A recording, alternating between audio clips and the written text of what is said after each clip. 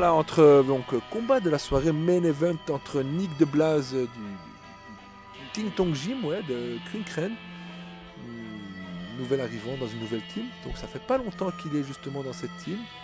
Donc c'est son premier combat sous ces couleurs-là, qui était à mon avis avant au Scorpion. Et mais bon, voilà, ça arrive dans le monde du pied-point, comme dans le foot, on change de club.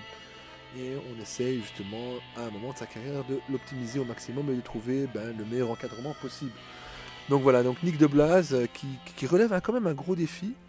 Il combat quand même contre Yassine Moutassem qui est un très très bon boxeur, très technicien, très puissant, avec beaucoup de punch. Et donc c'est pas mal. Moi je trouve qu'il a... C'est bien. J'aime beaucoup cette mentalité de pouvoir justement affronter n'importe qui, de pouvoir justement... Moi j'ai un adage qui dit qu'on devient champion en affrontant des champions. Et donc c'est justement le cas, on devient des bons boxeurs en affrontant de bons boxeurs. Après personne ne me dira le contraire. Bon, on connaît que certains sont devenus champions en affrontant des inconnus, mais ça c'est autre chose, ça c'est un autre débat.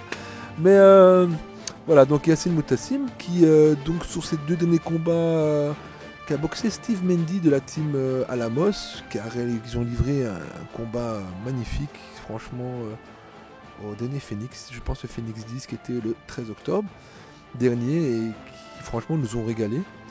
Et je pense son dernier autre combat, je l'ai vu contre un Thaïlandais et là aussi c'était pas mal. On a eu justement une belle opposition avec des belles techniques de pied-point et de coude et de genoux et de clinch. Donc c'est un boxeur assez complet.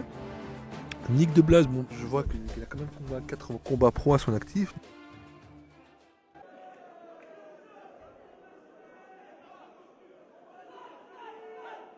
Donc voilà, début du premier round ici, voilà, donc on est dans l'observation. Bon, directement ça frappe, pas d'observation, ça part direct. Voilà, donc Moutassem qui frappe. Ouh là là, oui. Moutassem qui a été touché là au premier round, et quand même assez sérieusement. Là, je pense pas que ça va reprendre. Là, non, je pense que... Ouais, non, là, ça va pas. Je pense que pour l'intégrité, ouais, c'est mieux que d'arrêter parce que là, il faut mieux protéger le boxeur. C'est important, ouais. Voilà, donc je pense qu'il y a un low kick sous mi-distance et là, donc après ce combat, malheureusement, Moutassem va devoir passer des examens justement à l'hôpital, dont notamment un scan pour justement prévenir tout dégât.